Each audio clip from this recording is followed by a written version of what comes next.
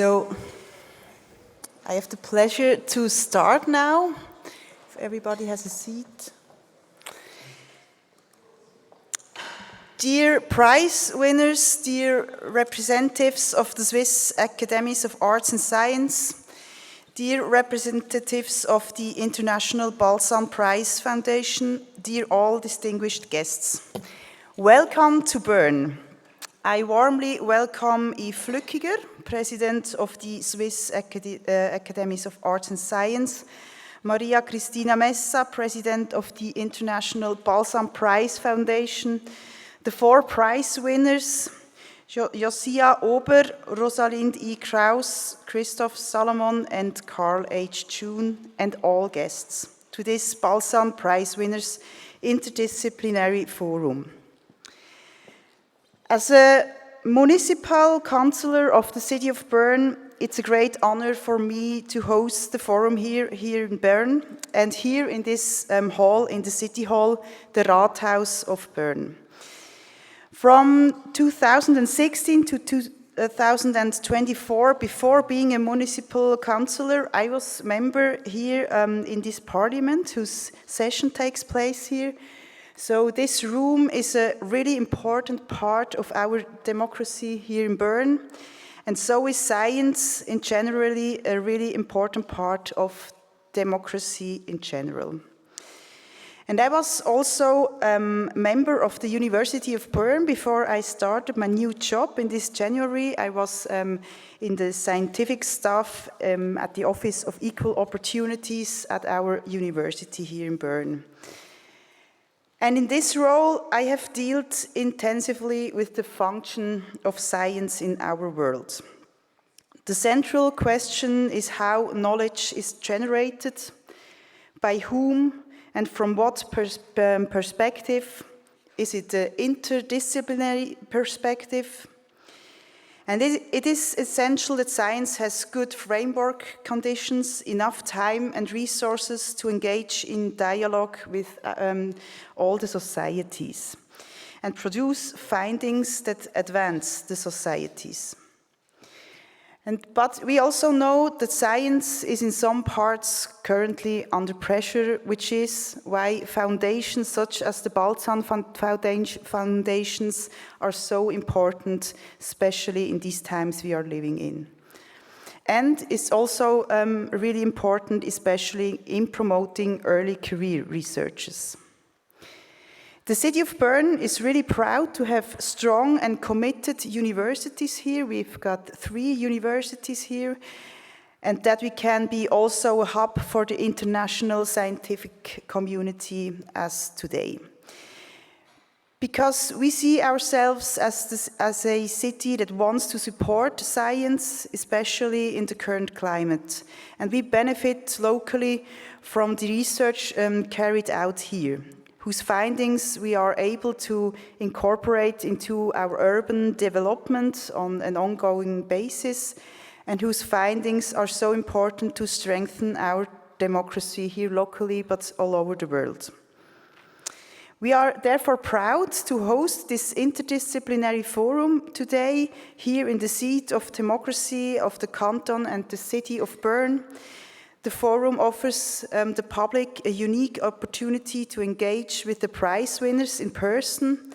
The award winners will share their tremendous scientific achievements with us, and we are most grateful to hear their exciting insights firsthand. I would like to congratulate the 4 award winners on their scientific work, on their success, on the award, and thank the organizers for giving these scientific works a forum. I wish us all an interesting and inspiring day. Thank you very much for your attentions.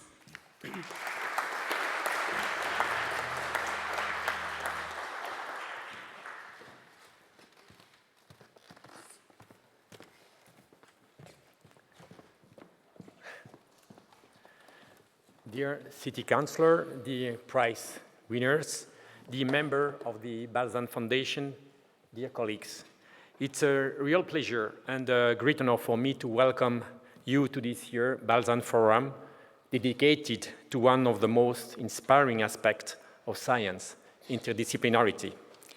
Each year, the Balzan Prizes remind us that the border between disciplines are not walls, but bridges. Bridges that connect ideas, that connect methodologies and ways of thinking to better understand the world and advance humanity.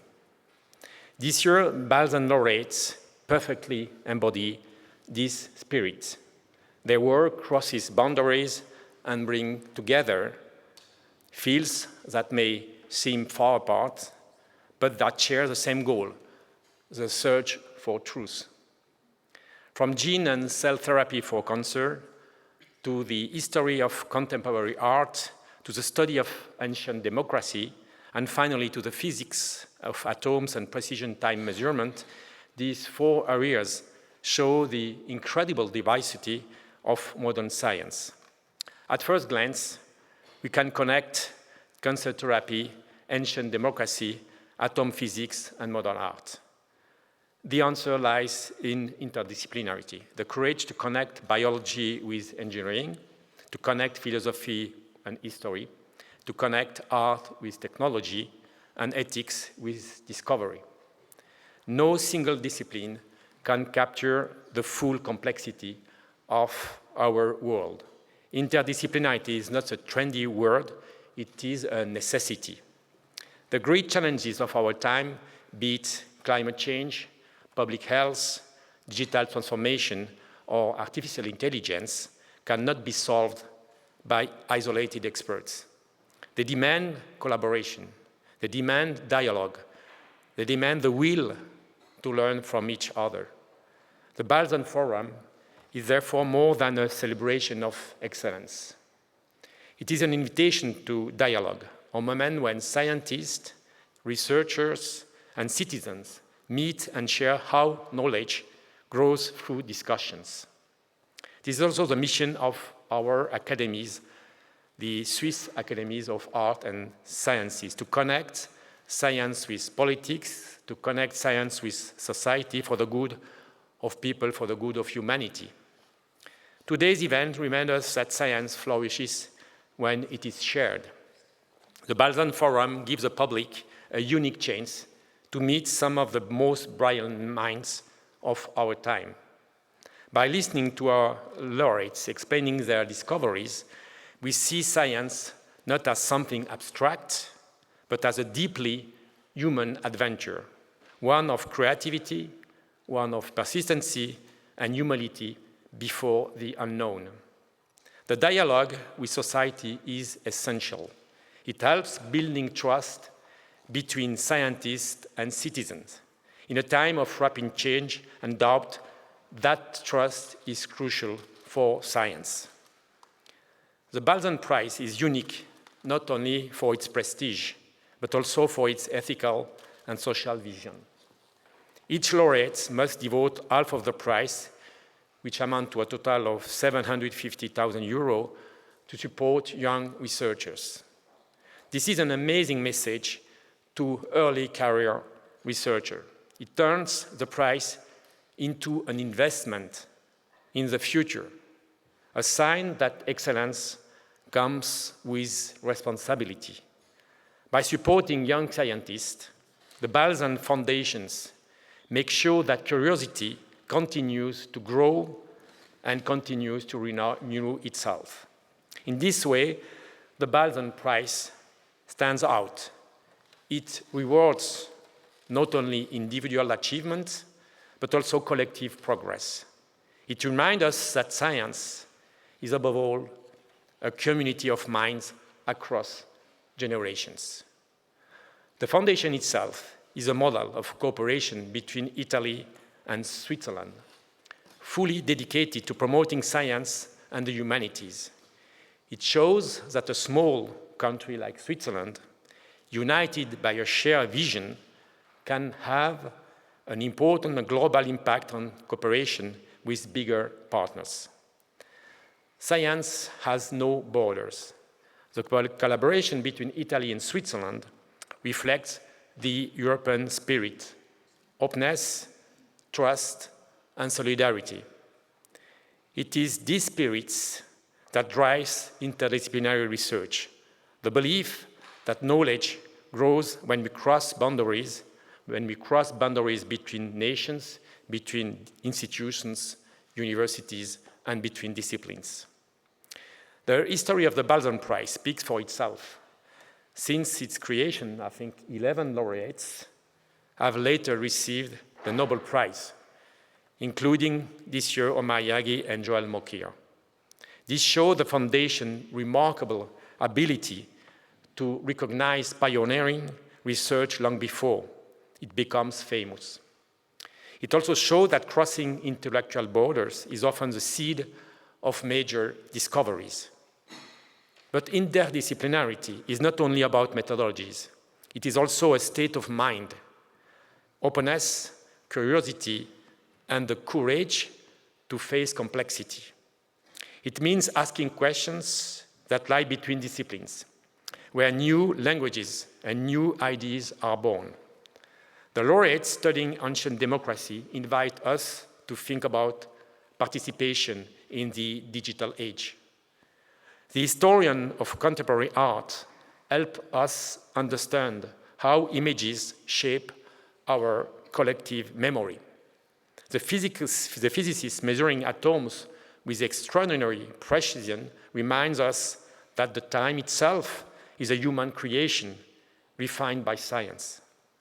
And the researcher developing gene-based therapies for cancer shows how biology, technology, and ethics can meet in the fight against disease. Each of these achievements is basically interdisciplinarity. They show what it means to serve humanity thanks to knowledge. As university leaders and academy members, we have the duty to encourage these meetings. We must create structure that foster collaboration between faculties, between universities, between sciences and humanities, between art and technology. Interdisciplinarity cannot simply be decided. It must be supported through education, through research, funding, and recognition systems like the Balzan Prize, which reward intellectual boldness. Ladies and gentlemen, the Balzan Forum reminds us that science advances not only through specialization, but through connection, by daring to look beyond the algorithm, beyond the equation, beyond the archives, and seeing how one idea can illuminate another one. As we celebrate this year's laureates, we also celebrate the unity of knowledge. Whether in the laboratory, the library, or the studio, every discovery expands our understanding of what it means to be human. Let us continue to promote interdisciplinarity not as a luxury, but as a necessity for the future of science and society. The Balzan Foundations show us the way. Excellence with responsibility, knowledge with humanity, and collaboration behind borders. It is also a goal of the Swiss Academies of Art and Sciences, and it is why I'm so pleased to be able to welcome all of you to this forum. I wish you a very amazing conference and a fruitful exchanging. Thank you very much for your understanding. Thank you. And I give the floor now to the president of the Balzan Prize. Thank you very much.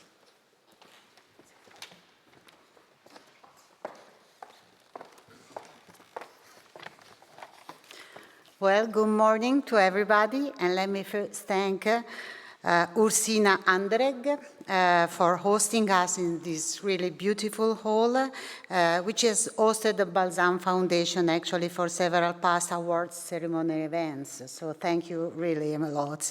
And also let me express my gratitude to the president of the Swiss Academies of Arts and Sciences, Professor Yves Lückinger, and his staff for his great support in organizing this meeting. The Balzan Prize Winners Interdisciplinary Forum is one of the most important moments in the Balzan's calendar of activities. In this forum, our prize winners present their research and discoveries, giving today's audience a precious opportunity to learn how talent, intuition, and hard work can lead to excellence and progress.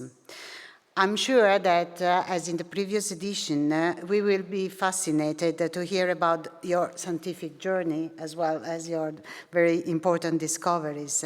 And this, I think, is a very important message for young researchers that hopefully are going to be inspired by their example and encouraged to pursue a similar path. It has been already said that half of the prize goes to research projects that involve young researchers. And this modality started almost 20 years ago at Balzan's Prize Foundations.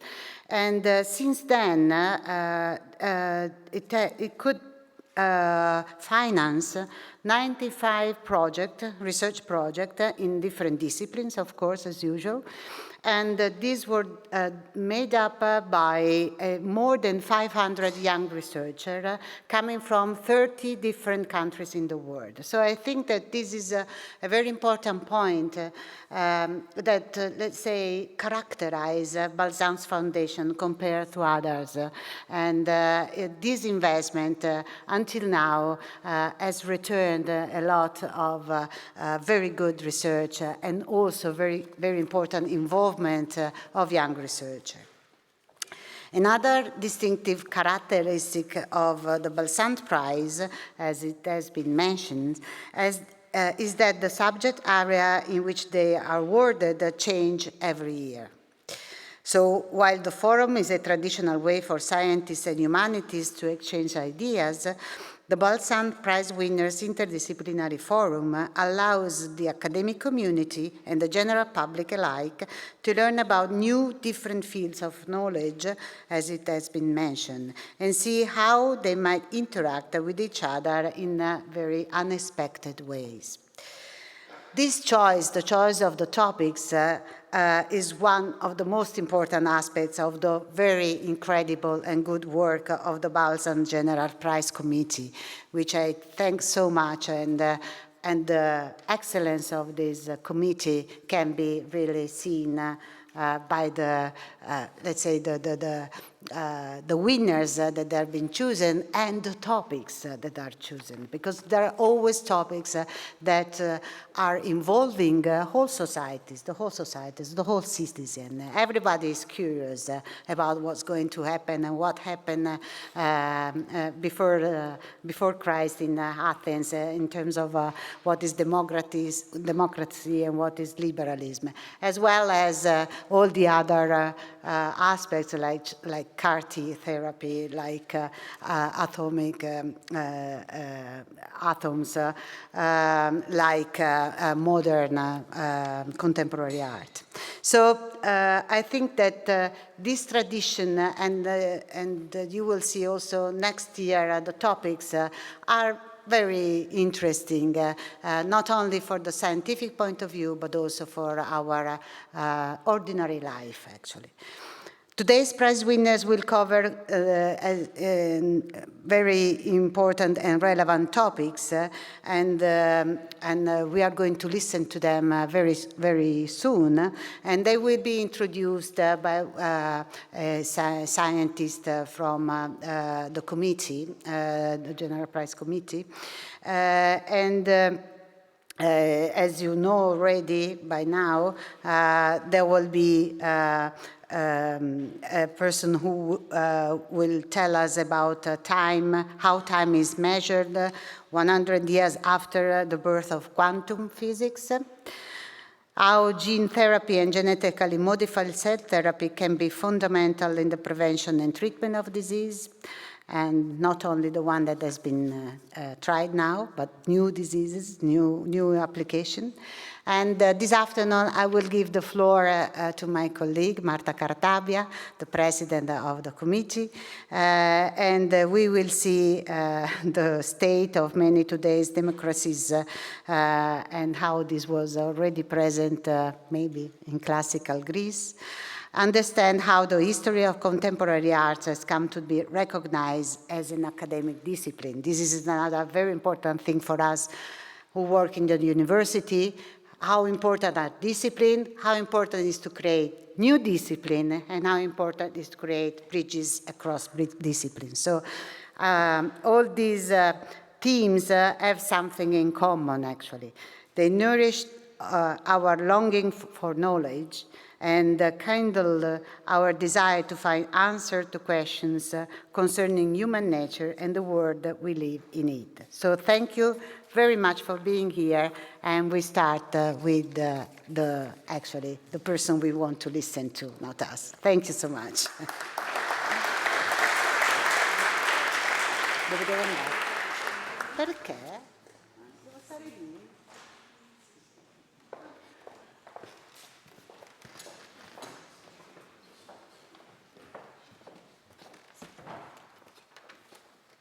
Qua. Devi venire qua. Dopo che ho parlato. So first, well, I should say personal note, it gives me great pleasure to introduce Carl June and be responsible for the laudatio of Carl June. First of all, a few biographical notes. Carl June obtained his MD degree from the Baylor College of Medicine in 1979, the day before yesterday. And he served as a research fellow not far from here at WHO in Geneva with Paul-Henri Lambert. And there he focused his attention on malaria and vaccines. His training included internship and residency at the Naval Medical Center, and it occurred to me that the Naval is where the president of the US, I don't know if he's still there, that is being taken care of. And I'm familiar with that, and in Bethesda. And since in 79, he was professor of molecular and cellular immunology at UPenn, University of Pennsylvania School of Medicine. Since 2012, he is Richard Varg Professor of Immunotherapy and Director of the Center for Cancer Immunotherapies. Carl June obtained a number of awards. Let me just mention the Novartis Award by the International Union of Immunological Societies, the Karnofsky Prize, the Lombardy Prize, and he has been elected member of a number of academies. Let me just mention the National Academy of Sciences, USA. I'll get back to academies at the end of my laudatio. Carl June invented and developed a genetically modified cellular therapy, which has cured patients with fatal hematological malignancies, leukemias, lymphomas, and myeloma, and cured patients all over the world. Carl June developed chimeric antigen receptor-bearing T cells, we know them as CAR T cells, by genetically engineering 3 distinct modules: an extracellular target binding module, a transmembranous module that anchors the molecule into the cell membrane, and an intracellular signaling molecule that transmits activation signals. The incorporation of costimulatory properties within the antigen receptor itself. I apologize for the jargon for the people who are not in the field, but it's inevitable, I'm afraid. Itself proved to be a critical advance in the development of CARs. By developing adoptive cell therapy and creating chimeric T cells that redirect cytoadoptive T cells to kill cancer cells, June has devised a fundamental new strategy for treating cancer. I should say also that he developed a fundamental strategy to treat the side effects, what we now know as cytokine release reaction, as we were discussing last night.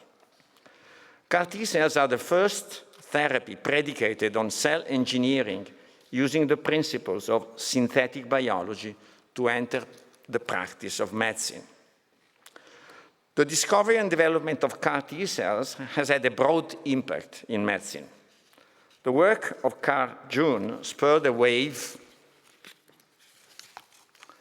of academic and industrial efforts to generate new versions of engineered T cells, and Carl June himself contributed to this refinement by developing armored CAR T cells which produce cytokines to activate other cells of the immune system.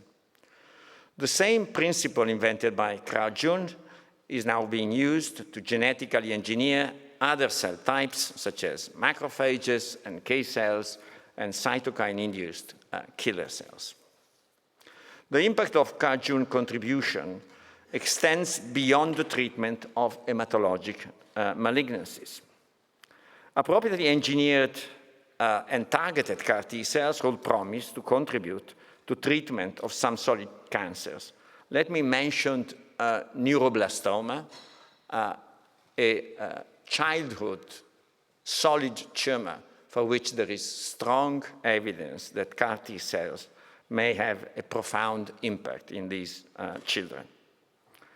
Moreover, there is promise that CAR T cells may be useful in the therapy of autoimmune diseases, such as systemic lupus erythematosus, by resetting the immune system. And let me just make a comment.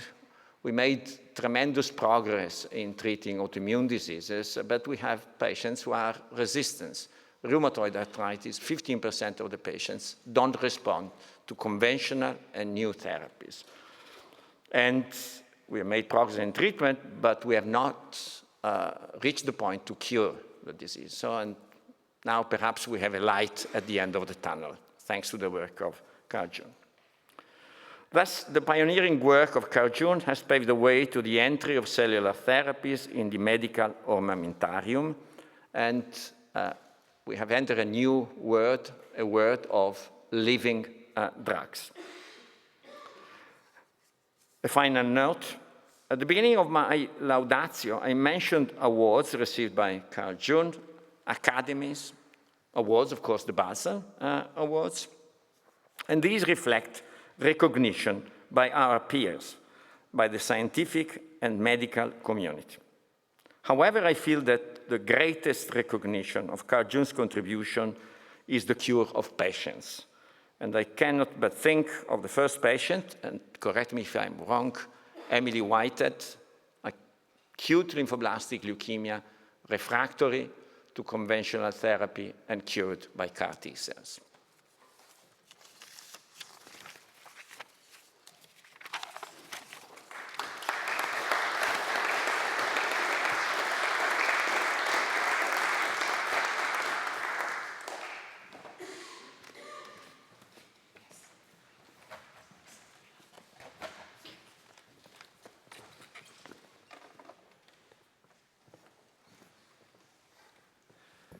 Well, thank you very much, Professor Mantovani, for that lovely introduction, and to the Balzan committee and jury for this wonderful honor.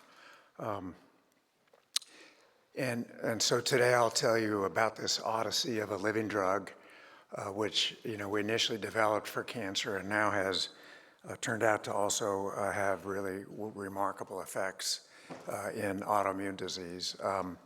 My disclosures are here. So my lab invented what's called Tisagen Lechluxil, or Kymriah, which is now marketed by Novartis, and there are 7 of those in the US.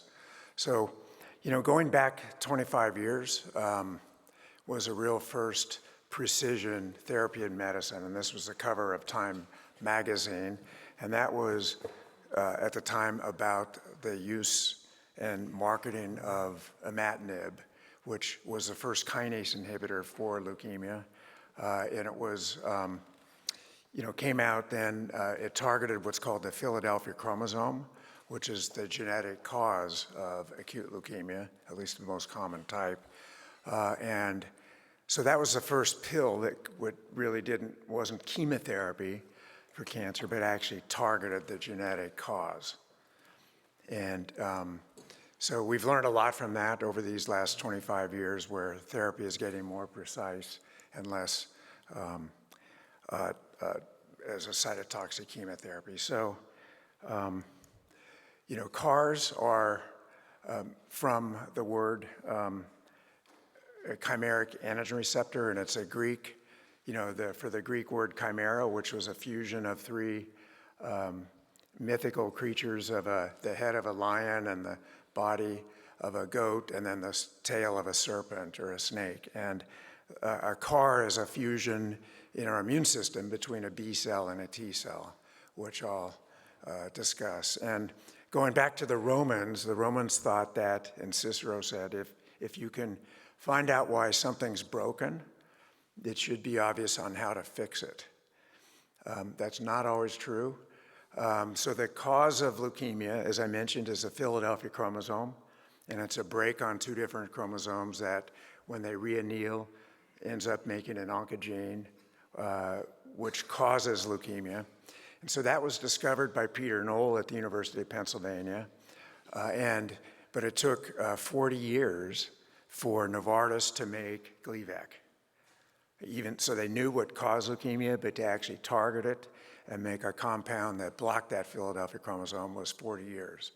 My message today is we now have many cell and gene therapies which are on the way. And now that we have the fundamentals of this approach, it's much more rapid, the development of new therapies. The cycle of drug development will not be 40 years anymore. So we have many, many different therapies. There's over 1,000 CAR T cells in the world underway.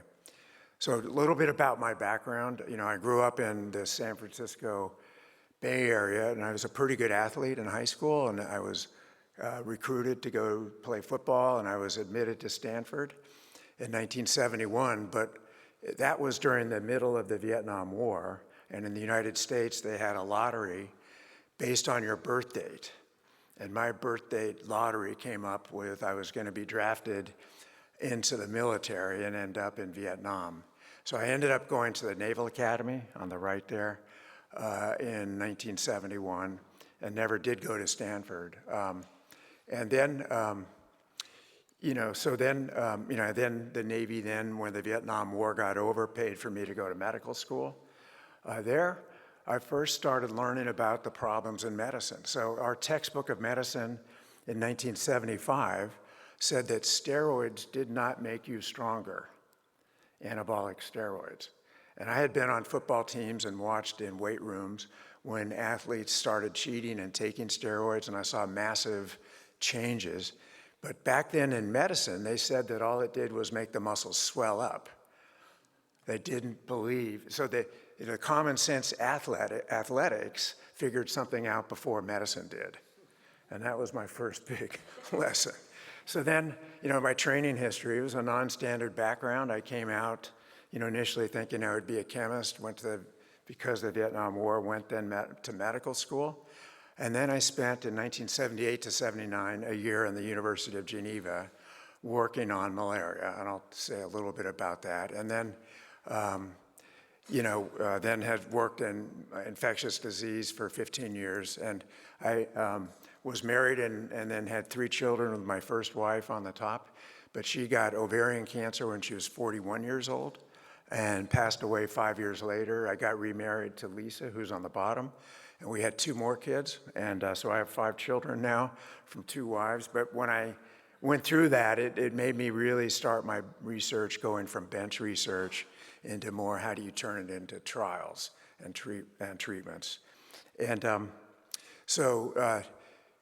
there has been a lot of roles of people that you learn and watch. I mean, the famous baseball player Yogi Berra said, you can observe a lot just by watching.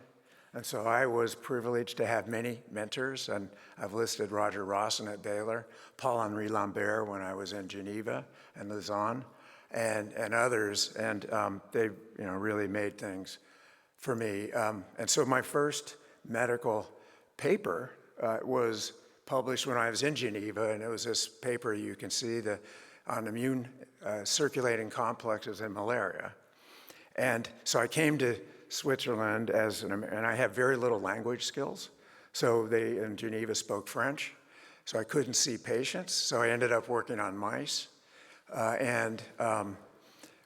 my job was to make an assay for mouse malaria, and it didn't work. I worked for months and months on that, and there was a radioimmunoprecipitation that was required, but I was taking French, and I would go from Geneva, the World Health Organization, at the university, and then go across the city for my French lessons. And one day, the bus, and we had a big problem, and instead of me getting back in a half an hour, it was 3 hours. And I thought my experiment was ruined. But it turned out it was the perfect time because I was late, and it turns out the mouse immune complexes take a lot longer to precipitate. Rather than 30 minutes, it was 3 hours. And so by pure serendipity or luck, I found out an assay, by an accident. And so many things like that have happened to me in science where it wasn't something you actually dreamed up, but it actually happened, and then you take advantage of the accident. And so that was my first publication with Paul-Henri Lambert. So what about CAR T cells? T cells evolved in our bodies to fight viruses. And we learned that during the AIDS epidemic, where if the virus kills your T cells, your immune system goes haywire and you die from infections. So what a chimeric receptor T cell is one that's been reprogrammed to not only still fight viruses, but to also fight and recognize and kill cancer cells. And so to make a CAR T cell, it required several things. We had to learn how to grow cells, and over several decades, we had to genetically learn how to reprogram them so that they could have an antibody in them and bind to cancer cells, as well as still fight viruses. And we learned how to make different signaling domains in the cells. This happened over about 20 years, and it's compressed down into one slide here. But this cartoon shows that, a CAR T cell works by binding with an antibody, a molecule on the tumor cell called CD19, and that then allows, when it contacts, when the CAR T cell binds the cancer cell, two things happen. The T cell kills it, but it then makes the CAR T cell proliferate. So it's a homeostatic system where the T cells divide until their targets, which are the cancer cells. They keep making more and more by exponential math, 2, 4, 8, 16, 32. We showed that the initial patients all had 1,000-fold expansion of the cells that we infused into them, into their blood. So it was the first living drug. The cells expand, and so it's not like normal drugs where you take it and then it decays away. These cells divided up, and then when the cancer targets are gone, they became memory cells. And now we know, because 15 years later, many of our patients still have CAR T cells. So it's the first living drug. And this cartoon shows where the CAR T cell binding to the tumor cell kills it, and then it proliferates, the CAR T cell does, and it makes 2 daughter cells, and then that can be on surveillance. So this shows the first beginnings in basic immunology, which was, could you take a T cell and use genetic biology to reprogram it to target something else? And that was done in Japan in 1987, and then by Zelig Eshar at the Weizmann Institute in 1989. And those were basic science experiments to show that we could actually, make a chimeric cell. But they didn't show that it would work in cancer patients. But in this picture on the right, I was there at the Weizmann Institute with Zelig Eshar about 20 years ago, and he unfortunately passed away this summer. But he was a great friend and a basic immunologist. So where did the name CAR come from? I mentioned chimeric antigen receptor. Zelig called them T-bodies. For a T cell and a T cell and a B cell T-body, we called them rat cells, which I'll come to, which was a really bad name.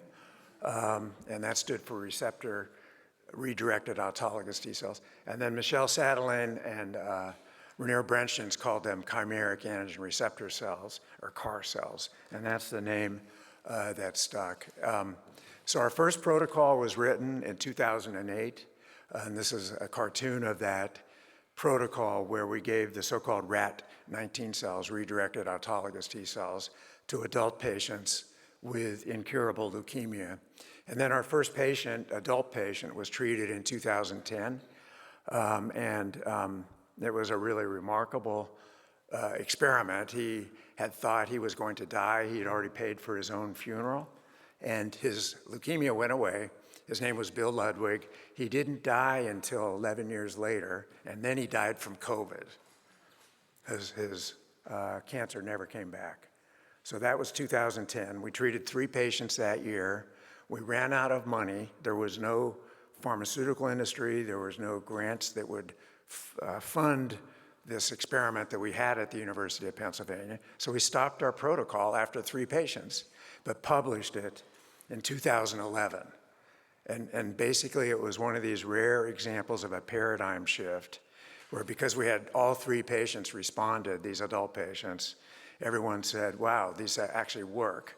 And then Novartis came to us and we started making CAR T cells to treat patients and move it into the pharmaceutical industry. So CAR T cells are not like regular drugs. They're made by your own blood. So it starts with a blood withdrawal, and then it goes to a manufacturing center, and there are centers here in Europe. We have one in New Jersey in the United States that Novartis operates. And then 3 weeks later, the cells are returned back to the physician and the patient, and they're infused then, just like a standard blood transfusion. So it's very much highly personalized and complex, and the closest thing would be a bone marrow transplant. So it really did disrupt how the pharmaceutical industry works to make ultra-precise therapies. So if you look on clinicaltrials.gov, you can find geographically where CAR T cell trials are. And the heat map here shows that most of them are in the US and China. All of this research started in the US for the clinical trials, in academia, and now there's over 1,000 trials.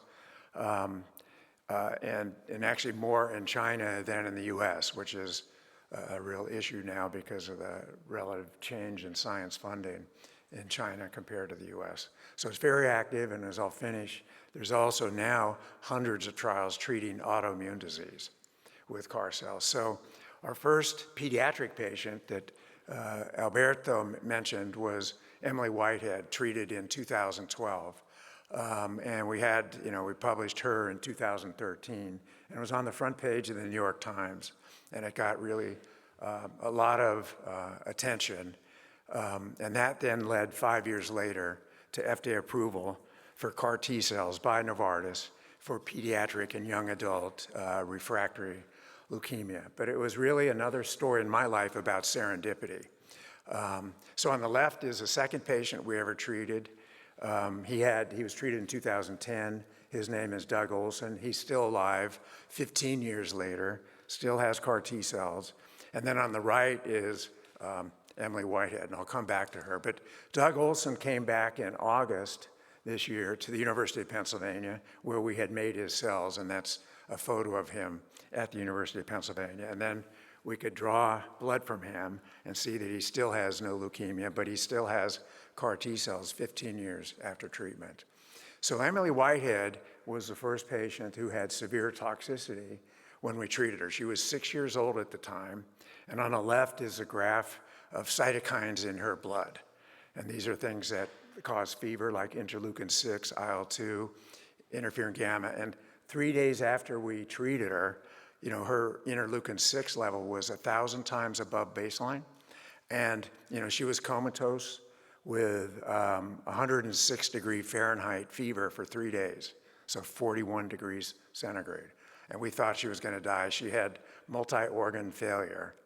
And by serendipity, we treated her with a drug made for arthritis. And this is the third point in my life where I was so lucky. This is what we published in the New England Journal, where on the right is her fever curve up to 41 degrees centigrade. And, starting 3 days after we gave her CAR T cells, and we tried high-dose corticosteroids, we tried blocking tumor necrosis factor with etanercept, and nothing happened.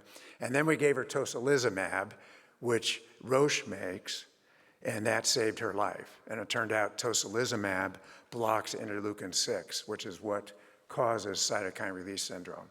And the reason I knew about that was pure luck. On the left, my daughter has arthritis, and she was 9 years old when the photo on the left was taken. She's now 32 years old. She's at Harvard. And she's been on treatment for autoimmune disease her whole life.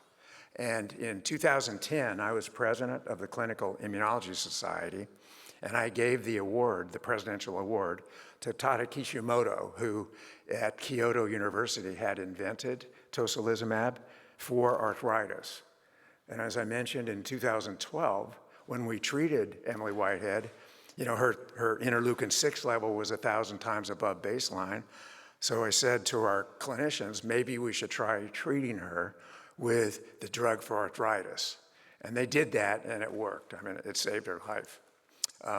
So tocilizumab is made by Roche, and it's co-labeled with the Novartis drug for the cytokine release syndrome, the fever that happens when CAR T cells rapidly kill cancer cells.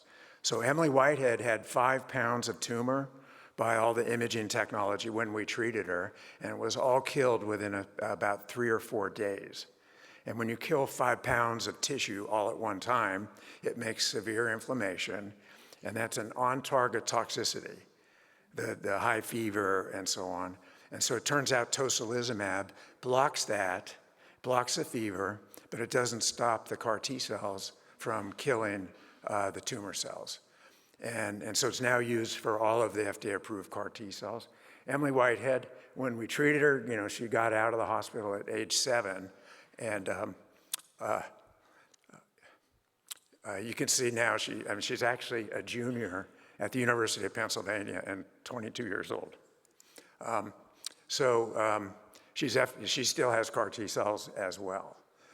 And so there are now FDA-approved 7 kinds of CAR T cells for many kinds of blood cancer, and there's, you know, thousands of trials underway. So we've learned a lot about CAR T cells since their FDA approval in 2017.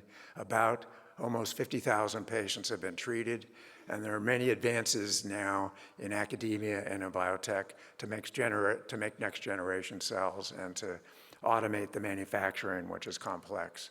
And then there's many new kinds of CAR T cells being tested. This cartoon shows armored cars, dual cars, and so on that are next generation designs. And we have all of these in various kinds of trials where they're more potent and safer. So it's going to be very rapidly changing this field with more advanced cells. And then 2 summers ago, we published in both the paper in Nature and in Science the use of lipid nanoparticle nanotechnology to make CAR T cells right in the bodies of mice. So these are lipid nanoparticles that encode RNA molecules, and we injected them into mice, and we could show that these, for short-term periods of time, made CAR T cells right in the body.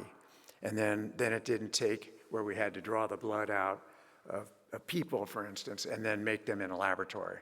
So this is happening now. It's a very active area of research where we're going to have CAR T cells made in the complex way where they're taken out of the body and genetically modified, but also where there's injectable forms of either viruses or lipid nanoparticles to make them right in the body. And this is really transforming the treatment of autoimmune disease. So, I mean, CAR T cells are being used actively for all kinds of cancer, but now there's amazing changes in the field of autoimmunity. And a graduate student of mine, Daniel Baker, wrote a review in Nature about the increasing numbers of trials for autoimmune disease, and you can see it's exponentially growing.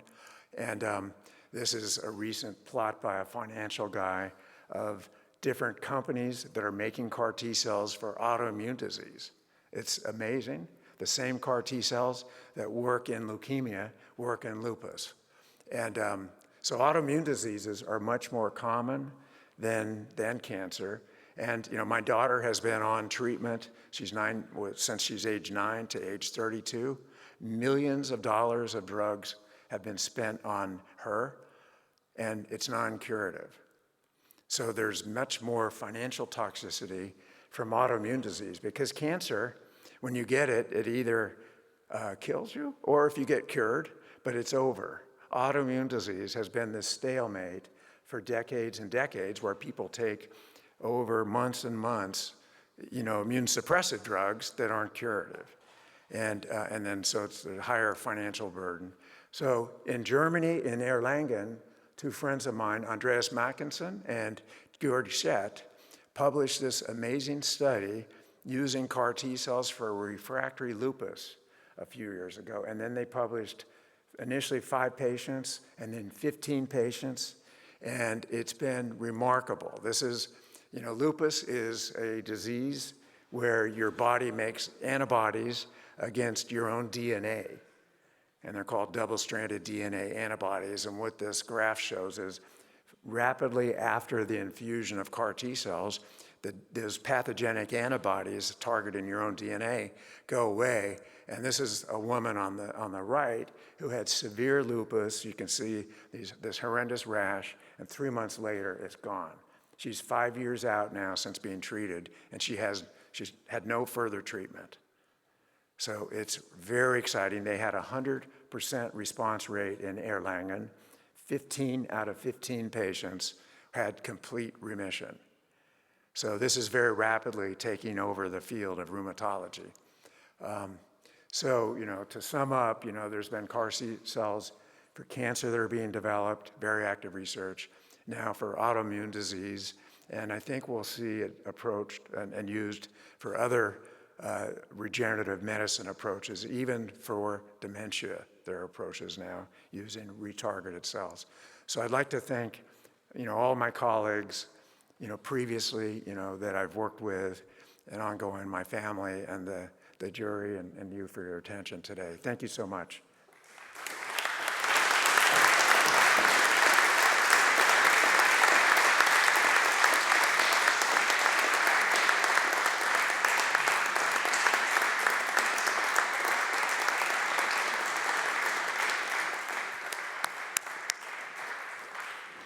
So there will be time, thank you very much. There will be time for discussion at the end of both presentations. The next presentation then, and I call here Professor Massimo Inguscio, is a member of our Balzan committee and professor of matter physics, so it says here.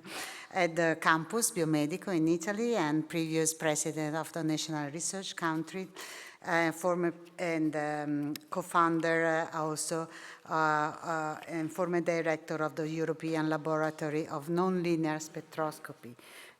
Thank you very much, and the floor is yours.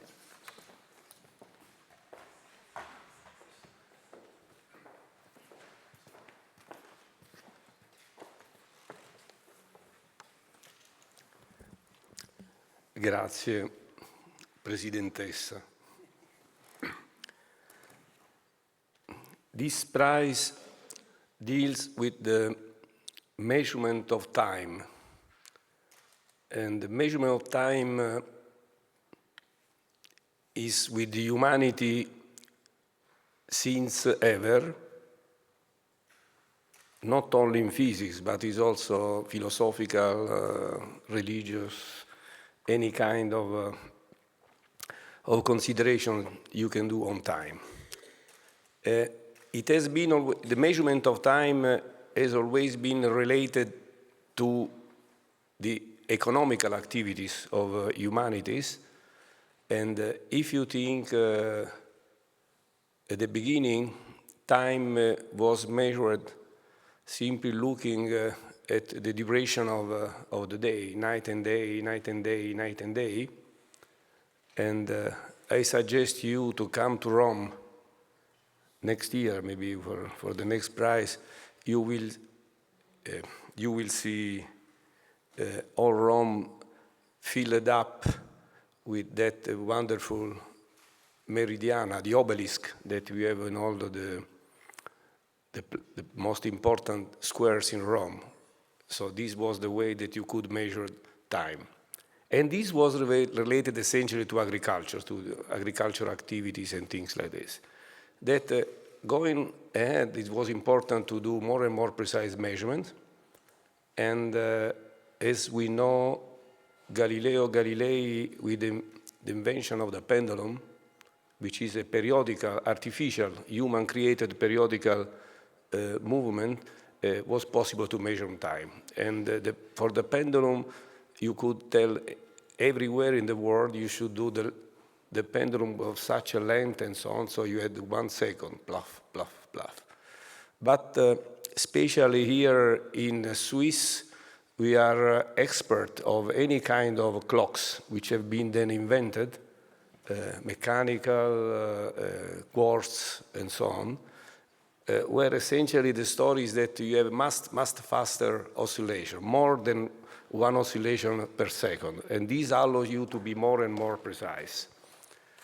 Now, since last century, there was a big revolution because of quantum mechanics. Quantum mechanics, by the way, this year we celebrate in the world the 1 century anniversary.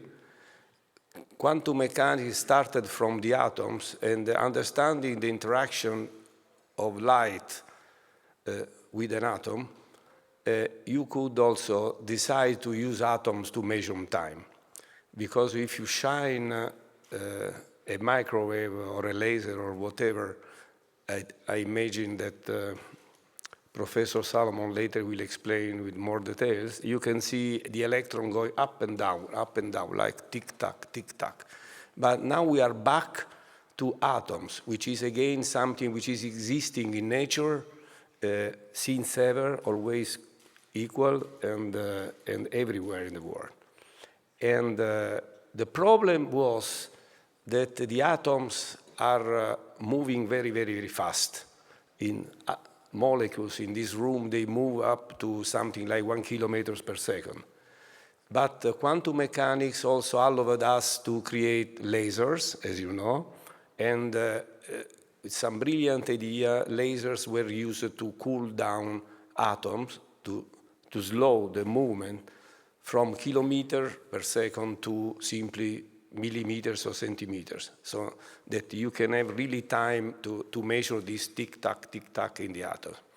Of course, this was a major discovery which justified the Nobel Prize to Steve Chu, Claude Quentin-Rougy, and Bill Phillips in 1997, and the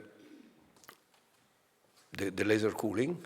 But then it was necessary really to understand how using this laser cooling was possible to make a more and more precise measurements. So Christophe Salomon, who today is awarded with this important prize, is the first one who thought that this was possible. So to convey this idea of trapping the atoms to the a measurement of time.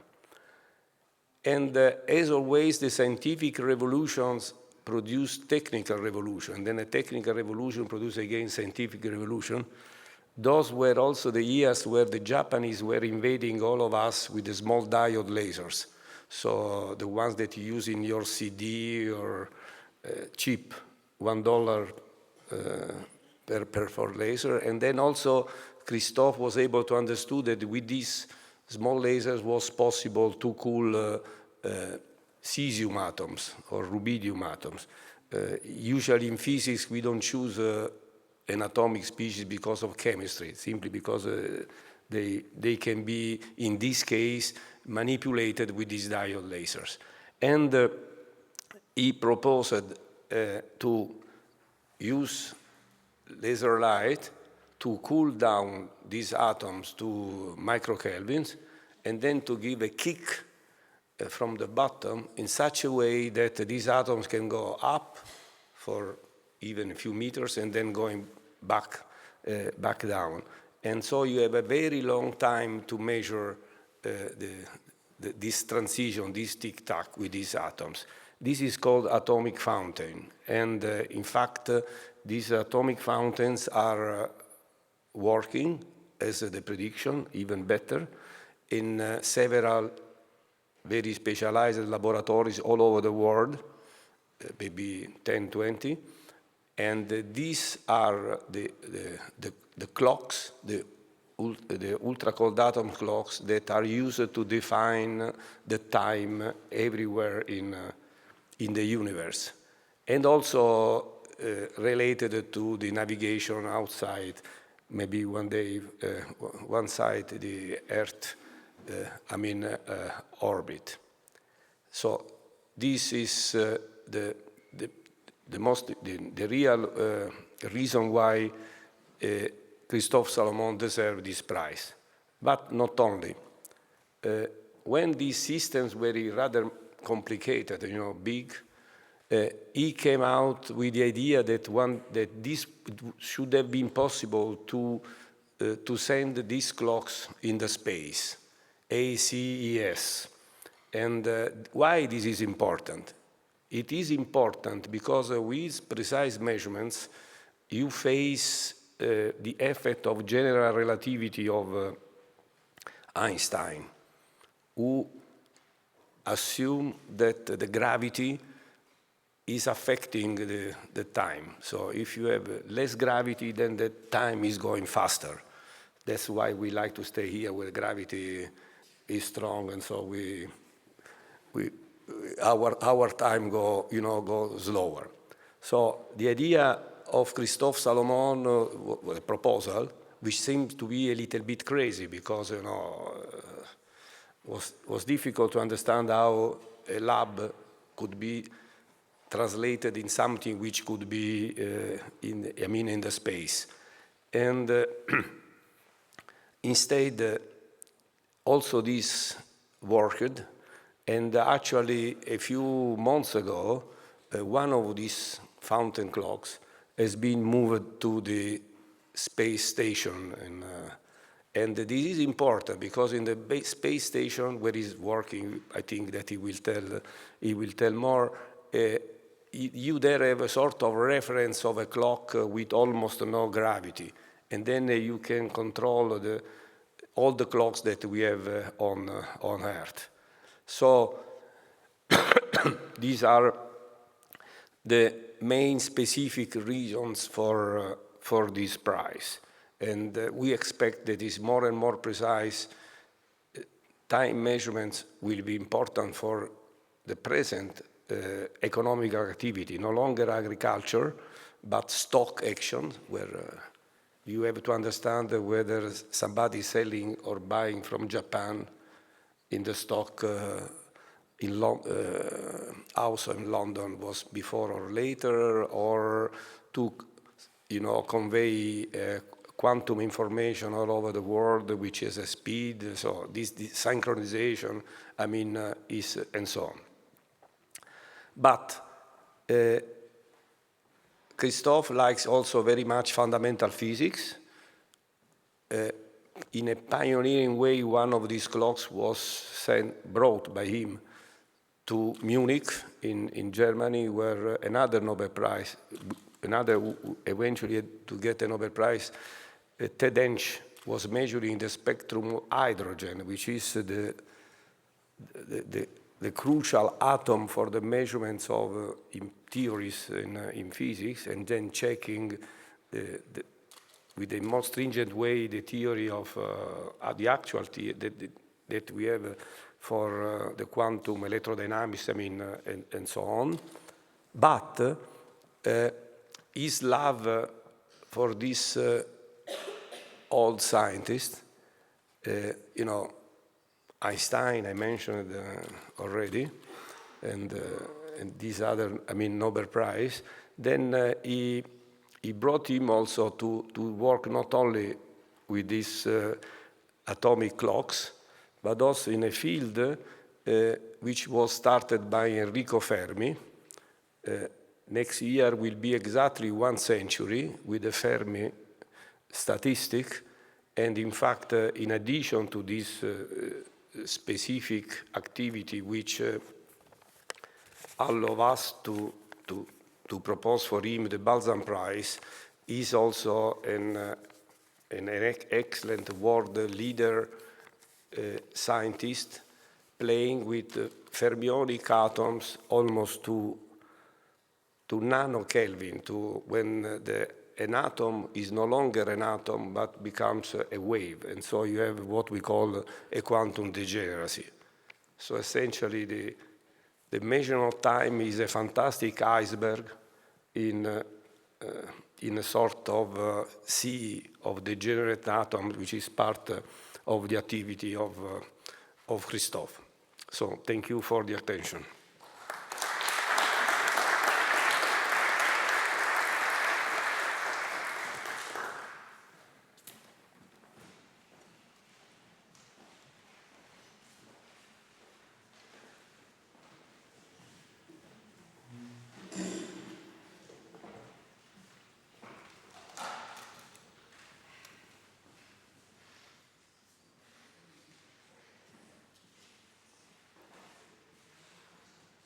First of all, I'm very happy to be here in Bern. It's my first visit to Bern. I would like to thank the General Prize Committee and, of course, the Balzan Foundation for giving me this award on the theme Atoms and Ultra-Precise Measurement of Time. I'm very honored and deeply grateful about receiving this award. So in this presentation, I will give you a glimpse of what time measurement is, and give you, explain to you how an atomic clock works. And I hope I will start from the basic things. And then I will show you how we use cold atoms, as Professor Ngosho recalled in 1 minute, simply because of the fact that if atoms are cold, they are slow. And if they are slow, you can observe them for a long time.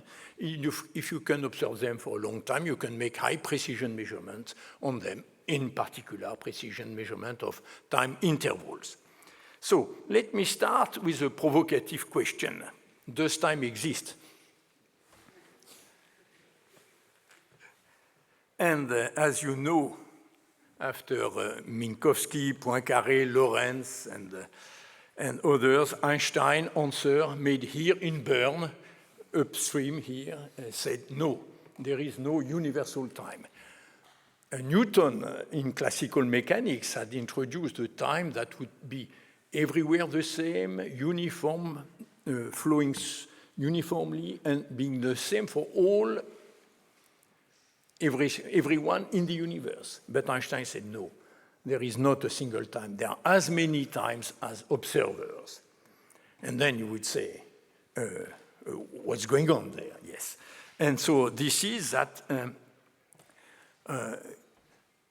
time and space make a single block that are described by the equation of general relativity. And so time is deformed by matter, and the space-time is continuously deformed by matter, and so it is the general relativity equation that he made a bit later, 1915, that describe actually the evolution of time in the universe. Then you would say that clocks are useless. And why do we care about making many clocks, like these people here? But of course, the answer is no, because time is what a clock measures.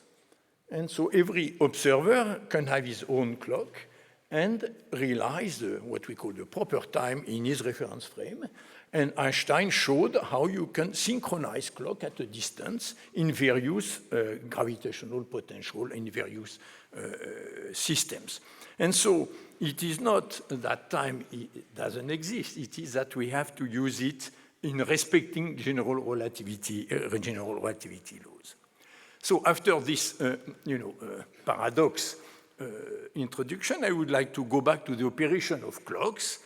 And as Professor Ngosho said before, for a clock, you would like to find a simple phenomenon which is regular, and we call it periodic, that repeats itself as much as possible unperturbed.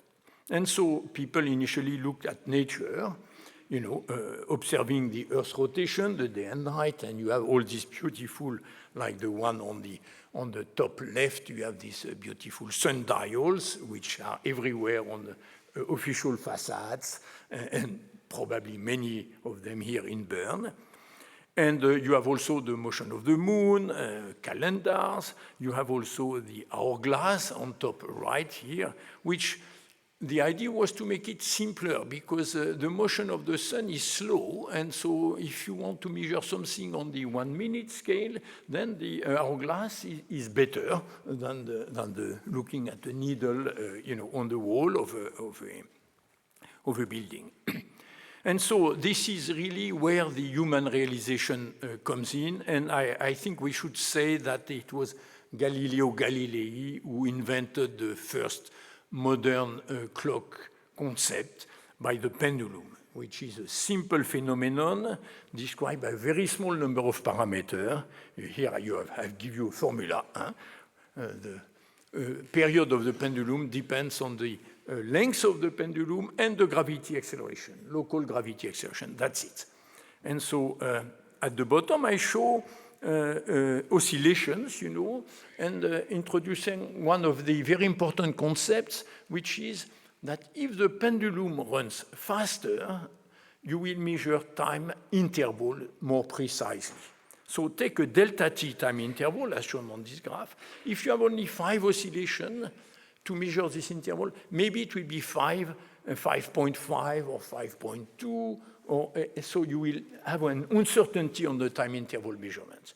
But now if you have 1 million oscillations, like on the right, which is not 1 million times faster, but then you will describe very well if I have 1 million or 1,000,001 oscillation to measure this time interval. So it's a fundamental concept behind measuring time, which is to find a natural periodic phenomenon that oscillates as fast as possible.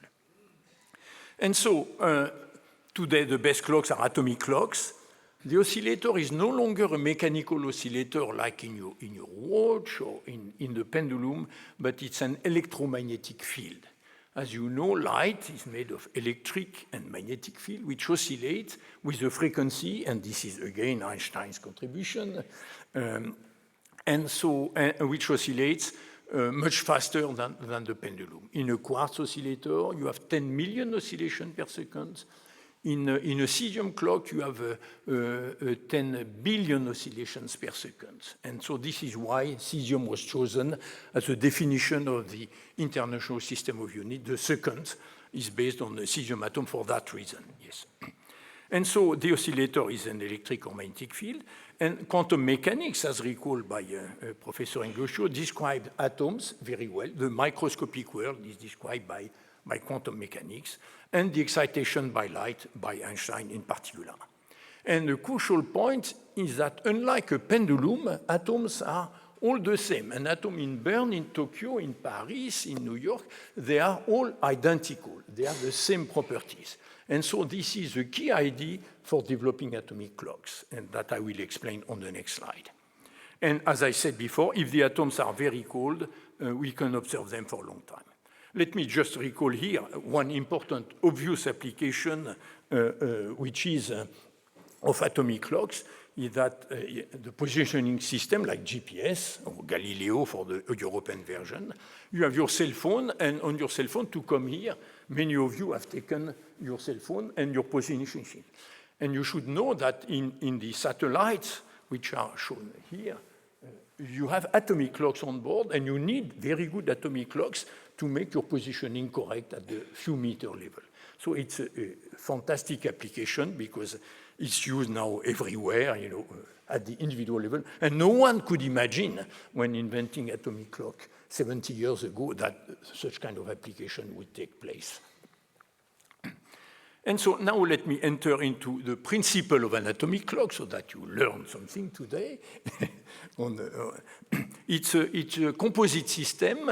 On one hand, you have the atoms, and on the other hand, you have an oscillator. And this oscillator can be a quartz oscillator, like in your watch, or a laser beam, in which the oscillator frequency is much higher. So in the green color, you have a 510 to the 12 oscillation per second, so extremely fast oscillation. And so, as was shown by Planck and Einstein, if you shine this oscillator frequency onto an atom, when you hit a resonance in the atom, which is a resonance in which you can promote the atom from the ground state to the excited state, so you create a resonance in the atom, and so you have, when you record the spectrum, when you scan the frequency of the oscillator, you have a bell-shaped curve, which shows that the number of excited atoms increases. It's small on the edge of the resonance, and it's high at the top of the resonance. And so what you do in an atomic clock is that you will try to transfer the precision of the top of this bell-shaped curve onto your oscillator. Your oscillator will have drifts, thermal drift, or depend on pressure, on humidity, and so forth. But the atom does not. The atom is really, the energy level separation are governed by quantum mechanics, and this energy can be calculated very well and modeled very well. And so you will make a servo loop.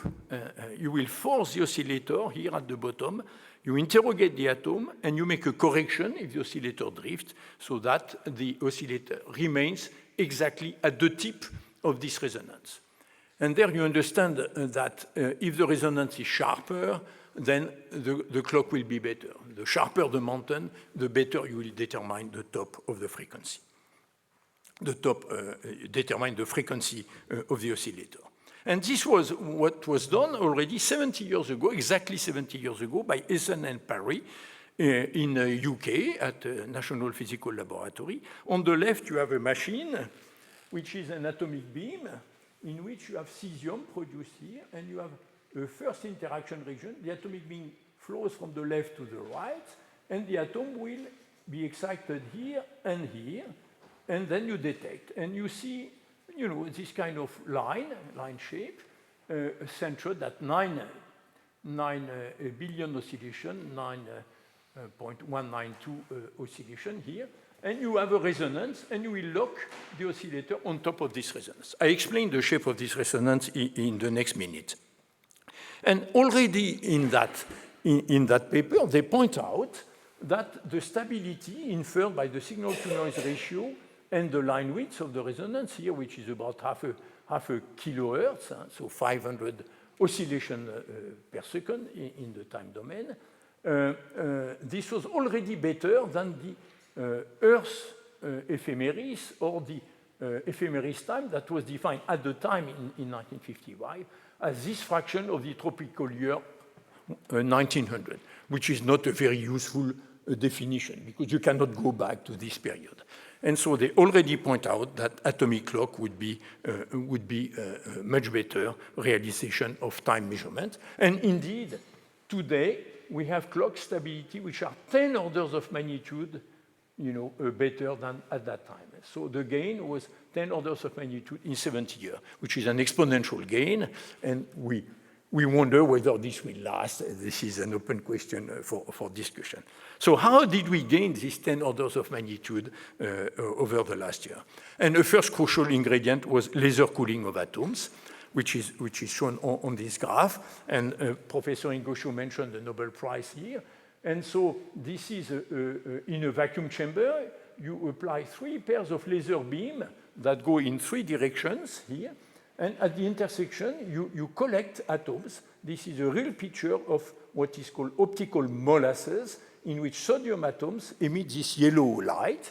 And you have about 10 million atoms which scatter light, and they are permanently cooled by these laser beams at a temperature, in this case, of about 100 microkelvin above the absolute zero. But in our group in Paris, we worked with cesium, as was mentioned by Professor Ingusho. And to measure the temperature, we just let them fall down. So here is the molasses, and then they drop. And when they cross this laser beam, which is 7 centimeters below the molasses region, you see the atom fall down, and you have a peak here. And the width of this peak simply reflects the spread that the atom have done during the free fall. And so the narrower the peak, the lower its temperature. And we were surprised to find a temperature as low as 2 microkelvin. So what does it mean, 2 microkelvin or 1 microkelvin, just to make a number simple? It means that the atom spread is only 8 millimeters per second. So it's about a factor 10 to the 3, 10 to the 4 less than in the temperature in this room. So hence, this very low temperature. And so the atom falls. So to make a clock, we devised a system which was even proposed earlier by Zacharias at MIT to make a fountain clock as shown on this graph.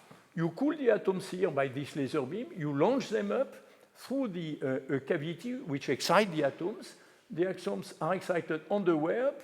They make a round trip in the Earth's gravity field. They spend the time t above this microwave excitation zone. They fall down, and they fall down in the probe beam that I was showing on the previous slide.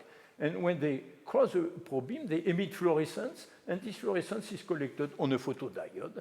And this is how we detect the signal.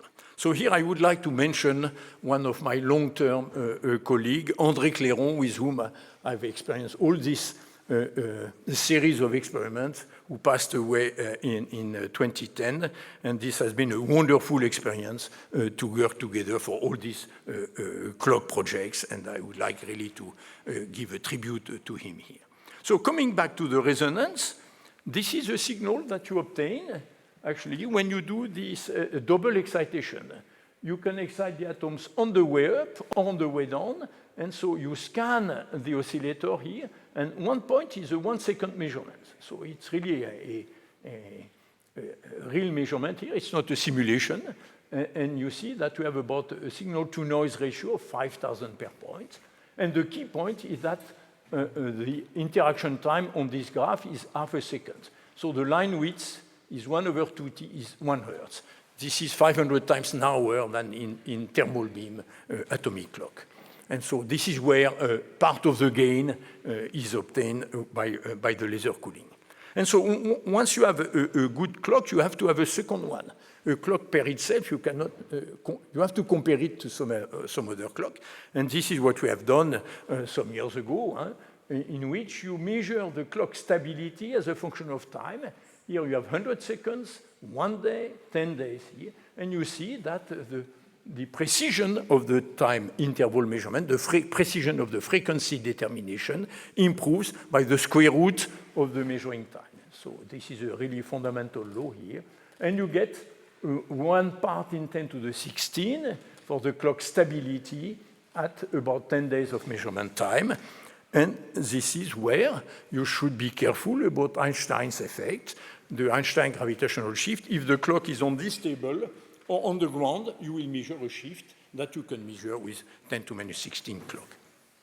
And so this is where people have built several of these devices. You have about 20 fountains in operation, and they all are compared through a GPS satellite comparison system by the GPS constellation that I've shown before.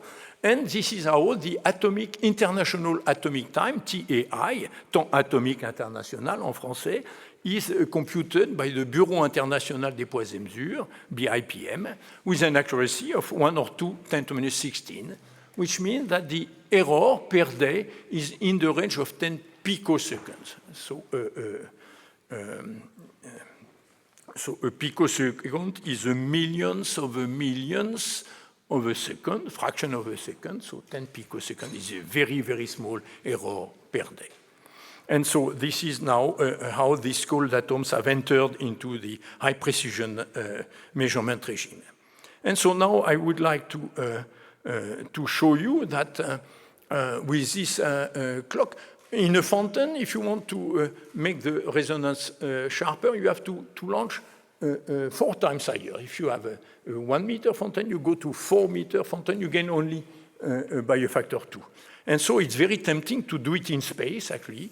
And this is why in 1997 I proposed to the European Space Agency and the French Space Agency the mission called Atomic Clock Ensemble in Space, in which we would put this device, the fountain device, but miniaturized, and I show you the picture in 1 second, onto the International Space Station, which orbits the Earth at a height of 400 kilometers. You can see it at twilight very well. It's a big satellite, actually.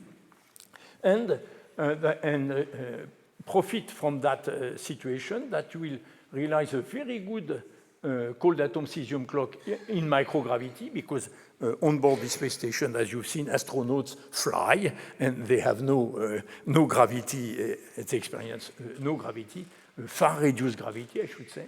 And then we can make fundamental physics tests, because of the Einstein effect will be different on board the International Space Station and the ground clocks here. And worldwide access, essentially, you will be able to compare clocks on different continents with a very good precision. So this is an ongoing program. And so I was at the launch at Kennedy Space Center on April 21 with a bit of emotion, you know, because when you spend 30 years of your life working on the space project, you hope that it will not make a flame. But indeed, thanks to SpaceX company and to NASA, who provided this launch, everything was fine. The clock system that we launched was this one, you know, with the cold atom clock. I have no time to enter into the detail. it makes a lot of noise and vibrations when you launch this device, so this is why you're a bit nervous. And this is the Dragon module opened, and then this is our platform, which was by the robotic arm, the Canadian robotic arm, transferred to this place of the European module, Columbus, and facing the Earth so that we can exchange electromagnetic signals in the microwave domain to compare the onboard clock here with the ground-based clocks. And so this is a picture of the device that we have built. And going from the laboratory to a compact system that can experience launch vibration, thermal change, and so forth was a big challenge that was made by European industry. And so we are quite happy about the operation of this clock. So here the principle is the same as the 1955 clock. You have, instead of using a fast atomic beam, you use a laser-cooled source. Here, you cool the atoms, you launch them very slowly into the device where they make interaction 1, interaction 2, and then you detect them here. Very simple. And you see these kind of signals. You recognize the same type of signals as before. And the line width here is similar to what we have on Earth. But on the next slide, you can see that we can have these atoms flying for 10 seconds in the device, crossing the Ramsey cavity for 1.5 seconds and maintaining coherence for 1.5 seconds, which is shown here. So the resonance line here is even short, 0.3 hertz, is narrower than in the fountains on the ground by a factor 3 already. So with this clock, we will test the Einstein effect. I have no time to enter into this formula, but essentially the clocks live deform a potential, which is shown by this, this surface here of equipotential. So time runs differently on the ISS than on the ground, and the difference is very large. It's 33 microseconds per day. So it's not large by human standard, but as a measurement, the GPS, your GPS system, if it were not corrected for relativistic effect, would not work at all, actually. And so this is what we are going to do. We are going to test the Einstein formula at 2 parts per million with these clocks at a stability and accuracy of 1 part in 10 to the 16. But this is not the end, because in the recent years, the community has developed even better clocks. A clock which operates in the visible part of the spectrum, like this laser pointer. And here you see the evolution of the accuracy of the clock as a function of time. The fountains that I've explained to you started to operate in 1990, like this here, have reached 10 to the 16, but it reaches a plateau because of many technical aspects, and the simple fact that the oscillator doesn't run fast enough. But in the optical domain, optical standards, you have this gain in accuracy, and now we are reaching 10 to the 18 accuracy and 10 to the 19 stability. So the 9 order of magnitude that I was describing before. So those are incredible devices. They are still laboratory type devices. They are not ready to go to space, but this will come in the future. And this uses neutral atoms like strontium, ytterbium, mercury, cadmium, either trapped in an egg box like this, or in a lattice like this, or trapped ions, which are also excellent optical clock, and those are developed in many laboratories around the world. And so, remember, 10 to the 18 now is 1 centimeter of gravitational shift Einstein effect. So this has important application in geodesy. And so to finish, I would like just to show you that with the help of the Balzan Prize, actually, for the young investigator, we are going to hire young postdocs simply to help us in making the data analysis of this ACES mission. And ACES will connect, actually, 8 ground terminals of that sort, antennas related to excellent clocks in many different parts of the world, in Japan, here near Tokyo, in the US, NIST and JPL. In Europe, we have 4 ground terminals like this. in the UK, in Paris, in PTB, in Wetzel, and we have also one transportable terminal that will move to Switzerland here and to Inrim in Italy for making clock comparison campaign. So ESSES will make a network, essentially, of the best clock that exists on the world, and they will compare them to a stability of 10 to 17, perhaps 10 to minus 18, once we control fully the microwave link time transfer system. And so with this, I would like to stop and thank again the Balzan Prize and thank all my co-workers, on this project, which are shown here, and the Balzan Foundation, of course, and in particular Luigi Cacciapuoti, who is the ESA project scientist for this mission. So I thank you for your attention.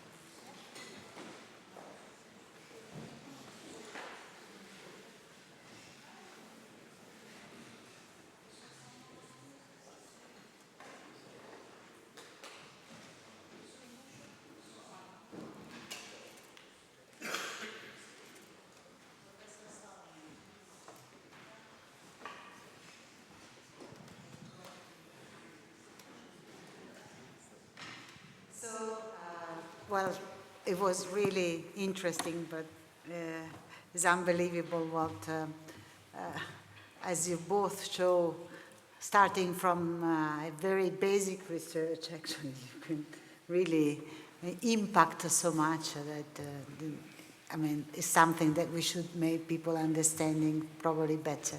So the two talks are open for discussion, and I ask the audience if there are questions, and of course, to our Alberto Mantovani and Massimo Inguscio. Marta Cartabia.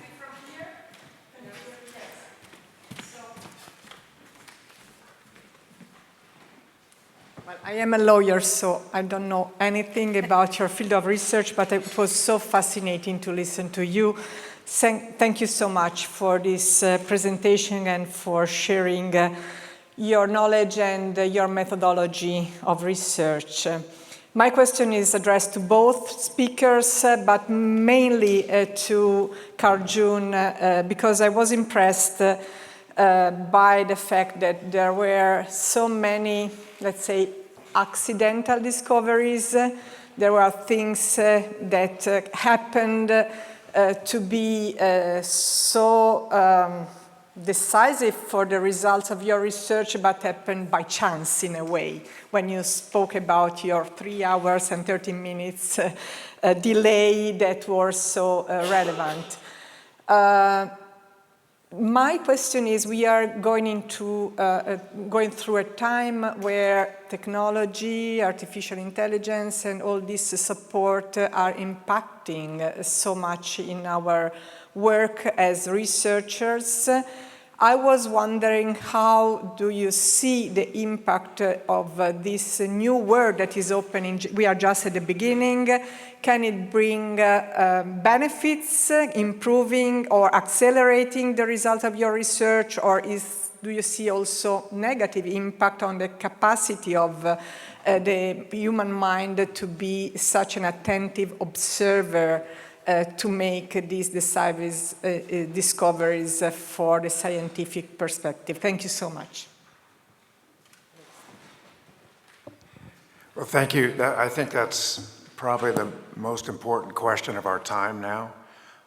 Time of this period in human history is the incorporation now of large language models, AI, into, in my field, science, and to all of our fields. I'm sure it's impacting, and clearly it's too early to know. I can tell you that in my own field, we're using AI to discover new targets for CAR T cell. I mean, I mentioned our first one was a molecule called CD19. And so now there's huge discovery efforts, and because, I mean, the AI can probe in dimensions that our brains can't do. You know, someone like I've been studying the field, but AI now has rapidly gone past what I could do. And so that's very beneficial. I mean, there will be AI as a scientist, you know, can it be agentic and really learn and come up with truly novel things? I mean, as I've mentioned in my own career, parts of discovery are these unexpected serendipities, and then the human brain putting those together, you know, maybe cross-referencing in a matrix way different fields. And that's happened throughout science and many discoveries that way. And probably AI is going to always leave, I think, space for the human brain to build onto what AI can teach us. And so I think that's, you know, going to be what we'll see. You know, clearly it's changing how our new scientists train.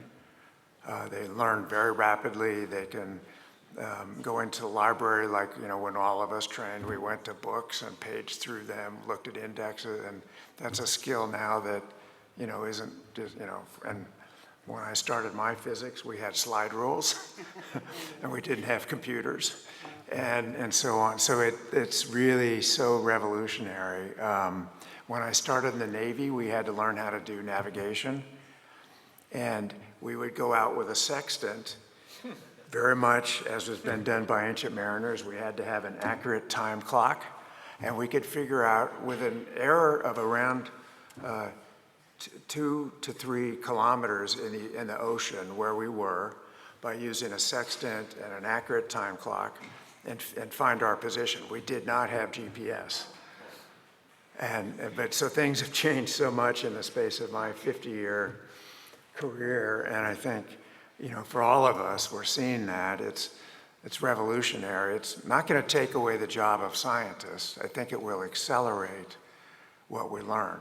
I mean, I think there's very other severe issues in, you know, for other professions and on jobs. But anyway, it's probably the central question of our of this, you know, 2025.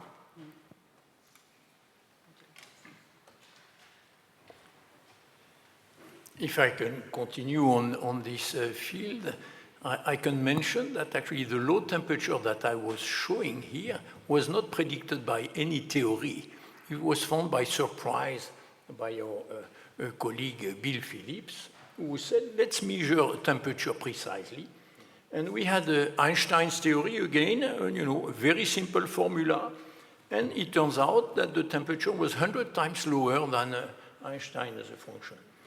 And so it is not that the formula was wrong. It is that the formula was established in a limited case, an oversimplified model. And it turns out that these atoms, sodium and cesium, have hyperfine structure, so I will not enter into the detail, which led to a cooling mechanism which no one had imagined. And so I can return the question, do you think you can have AI invent new theorem, for instance, in mathematics? Do you think that AI, you know, will explore all that you have done in the past, make new combination of things, and but I'm not sure that AI can, you know, say we are going to be out of jobs in physics because AI will do discoveries because of the, you know, these accidental discoveries that you mentioned. This happens. This happened to the black body of outer space. This was found by astronomers accidentally because they had too much noise in their radio detectors. They said, okay, there is a black body radiation in the universe. So I wonder, you know, what are the limits? It's certainly very fascinating to explore, you know, this what AI can bring to many fields. But I don't think it will replace human imagination decision-taking, for instance, in some cases. Thank you. It might enhance human imagination. Yeah, sure. Is it? Yeah, that's working. Well, 2 comments about AI and time. in my, well, first of all, we are using AI in the clinic. I mean, UPenn, my institution, we are doing colonoscopy, aided by AI. Imaging is all, I mean, Christina is here, he knows better than I do. Pathology is, so it's there. Fortunately, it's there. That's number one. The major change I see is that when I do omics analysis, for instance, within a solid tumor, it used to be that I would have an hypothesis.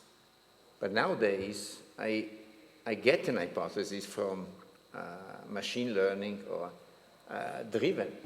And in a way, it's the machine that asks me, and I get a figure with the development of the cells that are dear to my heart with pseudo-time. I think you get the same. So in a way, so it's again time, and there is a new dimension of time, and that's pseudo-time. And in a way, I'm asked to test the hypothesis. This is, and that's interesting. It's an interesting new perspective for me. But without AI, I mean, we would not be able to do science. We would not be able to test old biomarkers and integrate them with new biomarkers using machine learning. I mean, that's it. Pseudo-time.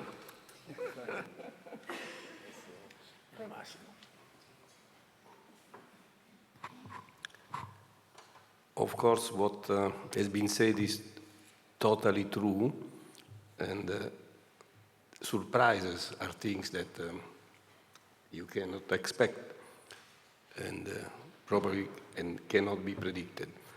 The people who really think that artificial intelligence is instead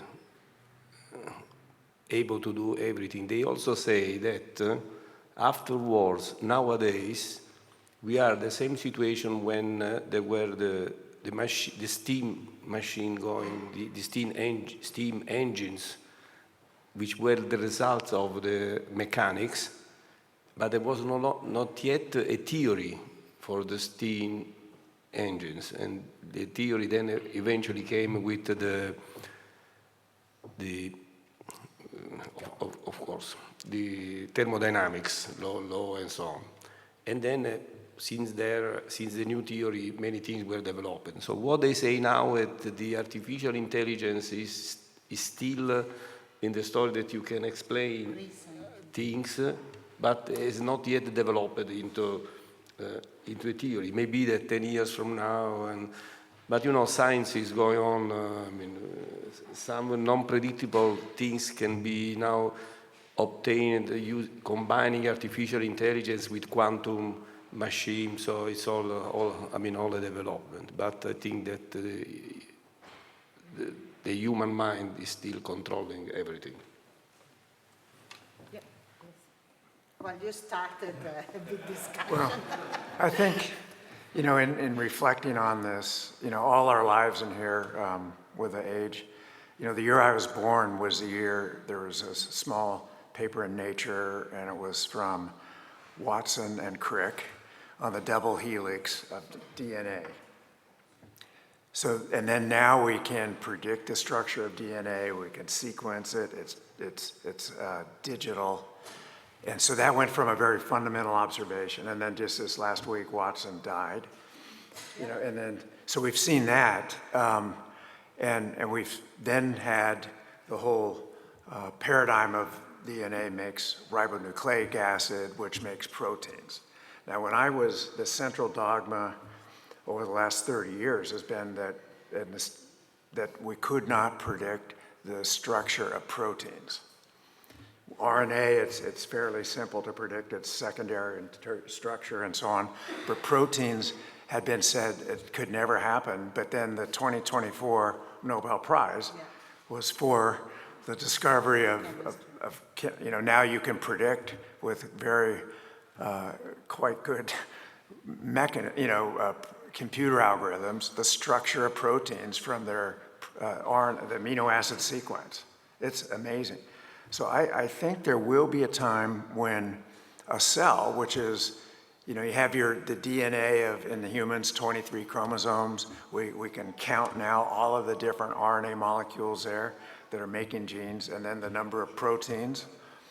And, spatial technology, of which Alberto has mentioned, can show where those proteins are at very high. So you can reconstruct a whole cell out of digital data now, which is an amazing accomplishment. And that's going to allow, then you can map on new drugs where they might bind. Can you predict, will they have off-target binding, and so on? I mean, so a digital replica of a cell is now becoming possible with just in the last 15 years, it's just been RNA sequencing, single cell. It's amazing to me how the technology has come in and then now that's then helped piggyback how fast cell biologists can learn how things work, and then we can go from atomic levels to cell levels to organisms. And there are people now making whole artificial bacteria, starting by sequencing DNA and putting it together. It's to me an amazing time to be living. Yeah, let me argue a little bit. Do you see AI doing dynamics? Because AI studies structure, invent new combinations. You give beautiful examples. But I have not seen AI predicting the dynamics of anything in a thing. You see, so here I see a missing piece, and you have to understand the cell functioning, as you say.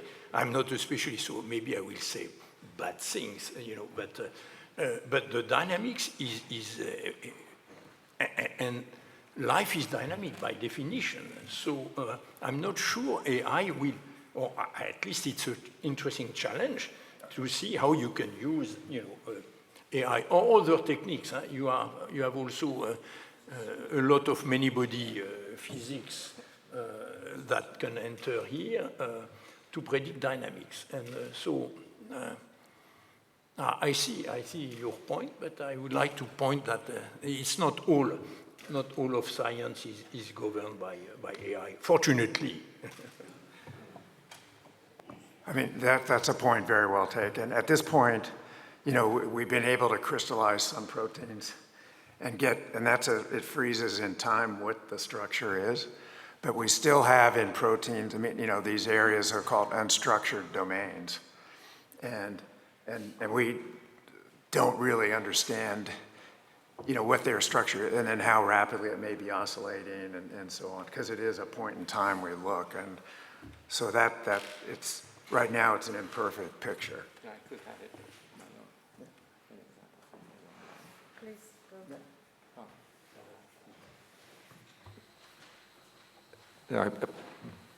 Autobiographical example. Many years ago, we cloned, one of the genes that we cloned is related to C-reactive protein. It took us 25 years, more or less, to get the structure. But now there is another molecule that I'm interested in now, and in 1 week, with AlphaFold, we got the stuff. But still, as you said, there is one finger in the old molecule that is mobile, and we still don't understand, neither with classical approaches, nor with an algorithm, what is actually. And we know it's very important. That's the point. Okay. We know it's very important. So there is something to search for. It's not over. Are there other questions? Yes, up there. Sorry.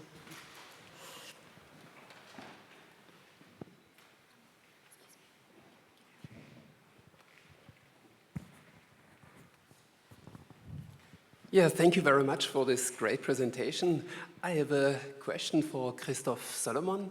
and that is about the future of ACES. So congratulations that you finally made it to the launch, that we have it now starting to do the calibrations and so on. And I also seriously hope that we might find something really new with respect to gravitational shifts or other things.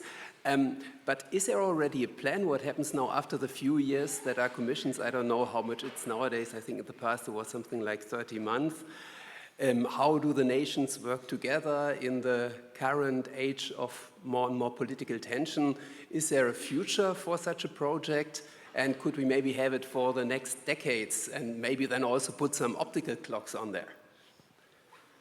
Yeah, it's a very good question. And so the first part of the answer is that our mission will be financed for the next 3 years. And then the ISS will burn down. So will our equipment. I would hope to get it back, just to analyze, what... You have to ask Musk. Yeah, it would be nice, but it's costly to get it back. And so depending on the results, I think this is opening quite interesting possibilities, including with optical clocks, One difficulty we have with the scientific committee selections is that, you want to test relativity, and then you will get a number, a single number. Whereas when you observe the universe, you find new galaxies, you find new things, so you observe many more things. So the fundamental physics case is harder to defend in the big scientific community. I hope that the experiment will work well, and there are proposals to make it on. To make time transfer system, of the next generation using light now with very, very high precision, make it more compact. So the technology is evolving fast. And so in terms of plans, there are no definite plans made yet by the community. It's time to think about it because we have, first results in space. We have to show that everything works at the expected level, which is a phase in which we are in now, and reduce the cost of the equipment, the reliability, the cost. So it's a lot of engineering aspects right now. But there are a long list of proposals. You can put a satellite on a very elliptical orbit where you will modulate the Einstein effect by a large amount. So you can push, the quality of the test to the next level. So those exist, and then you have to find a budget to do this kind of experiments. Thank you.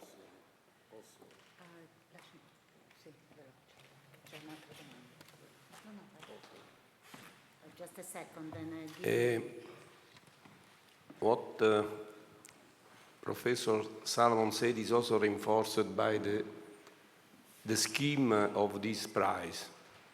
You know that the prize is rich, but half of them is going to do research. And the project we presented related to this measurement of time is related to the fact that they will have young people working a little bit in different locations in Europe to understand what is going on with these measurements. And so this will help to create the new young generation who could come with, again, new ideas. Then don't forget that we want to go to the moon, to Mars, and so on. And all these things of navigation, time measurements are... Thank you. There is a question there, and then here we take 2 more questions. Is there any other? No? Okay, so please start, and then you. Question to Professor Solomon, or not really a question, it's a comment, because your commentary AI cannot predict anything. I asked my AI what she thinks about it. And I'd like to read you the answer and would like you to comment on it if that is okay. So my AI, ChatGPT, says, the short answer is, in the strong form, AI cannot predict anything. I think he's simply wrong. No, this is not what I said.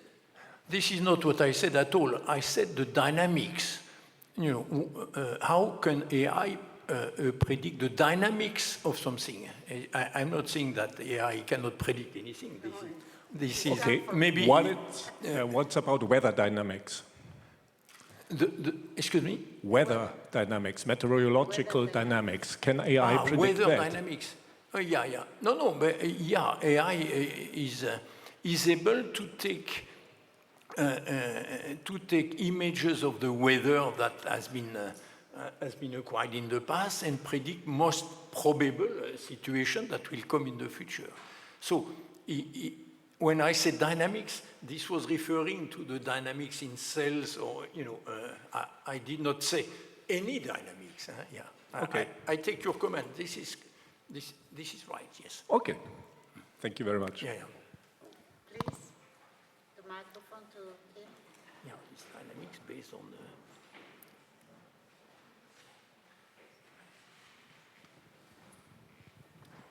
There. No, it was first. Yeah. Sorry. I let you. My name is Urs Little from University of Zurich. I have a question to Carl June. What do you think is the role of the pharmaceutical industry in preparing CAR T cells, especially in meanings of access and in meaning of costs? So, this is a very large question, which is how do you pay for expensive therapies? And so one answer is technology, that what Novartis is using right now is technology developed in my lab in the 1990s to make the CAR T cells. And we're now much, much better. But they were locked into something, and to get it approved, and they didn't take the time to do what the pharmaceutical industry is, which is really good at scale, and which in the academics were not as good at. So that was one issue. But it turns out Novartis, when they got FDA approval, there were analysis by external institutes that it was even, so the price for Novartis leukemia treatment, which was a 90% complete remission rate, was about $470,000. And that was judged more cost-effective than the current therapies, which are recursive and over several years end up costing more of that. So from a financial way, if you would do this up front, it would be cheaper. In the case of myeloma, that's it's the most common blood cancer in the United States and in Europe. And myeloma has, when I went to medical school, you lived 2 or 3 years, and then now with non-curative therapies, the average person lives 8 to 10 years if they have insurance. But the cost over 8 to 10 years of the non-curative therapies on average are $2 to $3 million US dollars per patient. So it's very expensive, but that's done by monthly charges, which are more than $10,000 a month for these therapies that they pay from the pharmaceutical industry. So our financial system in the US and Europe, it pays for this. It's 15 or 20% of our GDP for healthcare, and we have to figure out now how to, balance the benefit and cost. And so one is better engineering, and that's happening to make these cheaper. And it depends on, in part, unfortunately, where you live, because if you have a single-payer health system, like in the UK or Canada, that's one way to implement cost control. And it may involve some healthcare rationing. And then there's in the United States, we have this complex, different insurance systems, and it's very, so the way new therapies are implemented and paid for are different than where we have a single-payer health system. So one thing is medical economics. But where I think CAR T cells are going is, one is there'll be in vivo, just direct injections. And then the cost could drop dramatically then, rather than the complex way they're manufactured right now, which is outside the body, and with complex logistics of taking from where the patient is, shipping to the central manufacturing, and then returning. So I think over the period of a decade, all of that's going to be solved. But then we still have the issues of how do you pay for healthcare and make the kind of choices where most healthcare expenses in adults now is in the last year or two of life. And that makes no sense really. We should be doing things earlier, vaccines and preventive healthcare.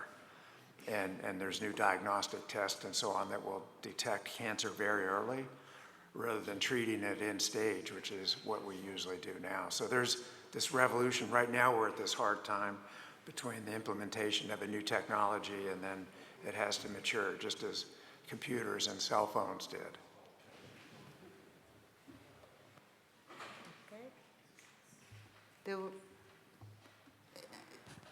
Is this my turn? Okay, my name is Maurice Campagna. I am from Economy Suisse, Education and Research here in Switzerland, in Zurich. I have to admit I was fascinated by the very beautiful speeches we have heard this morning at the forefront of science and technology. There is obviously a lot of questions that I've been thinking about by hearing your beautiful presentation. Very simple one to Carl is, what is your opinion, according to your long experience in experiments, on the role the experiments that are going on now to cure diseases before you are born? And then to Christophe Solomon, when gravity gets extremely large, then we know that quantum mechanics and gravity may not work together. Do you see in this context, related to the question of what is the origin of the universe, we're understanding maybe on the back until about 300,000 after the Big Bang, but then the rest is unknown. What is your opinion with your experiments to understand better what is happening in this dark age? You want to start first? So thanks, Maurice. So I understood your question. To cure before you were born? Yeah, I mean, all of those technologies are being tested now with in utero delivery of, for instance, I think the most common blood disorder in the world, are hemoglobinopathies. Things like in thalassemia, which is millions of people in the Middle East, and they can be lethal diseases and just horrendous complications.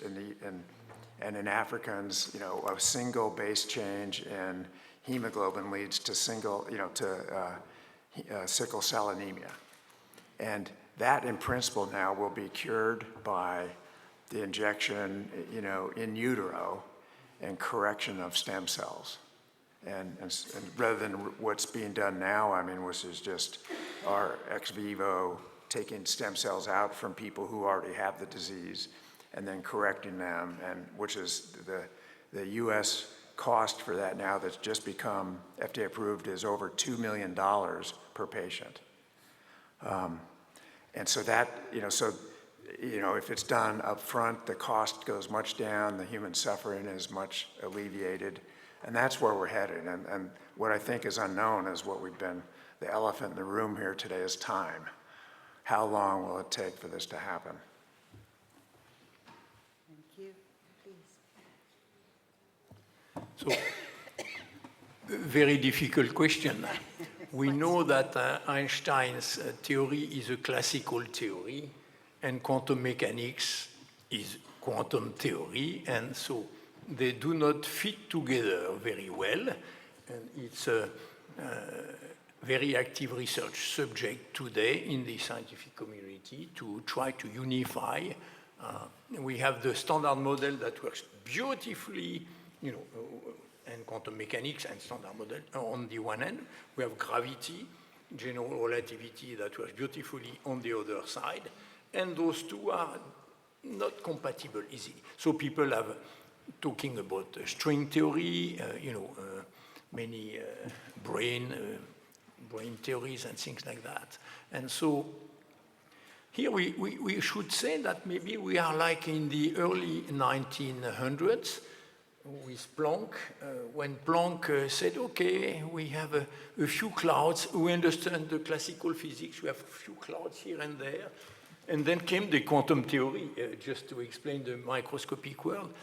And we have in the universe problems. We have anomalous rotation of galaxies.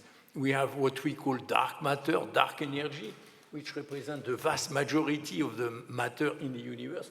And we call it dark because we don't understand what it is. That's nothing more than that. We see anomalous behavior in the universe, in astrophysics, which is not explained. And so maybe some theory will come that will unify these two theories. And for me, as an experimentalist, it's a further motivation to test quantum theory and gravitational theory at the interface between gravity and quantum mechanics, because you may get surprises. You may find new forces or new laws of physics that no one has found before. So that's a motivation. So we keep on studying and working. Thank you very much. It was a very interesting morning, and I think we are going to make a pause now for a while, and we'll start again at 1:30 with Marta Cartabia as chair. So thank you again, and it was a pleasure.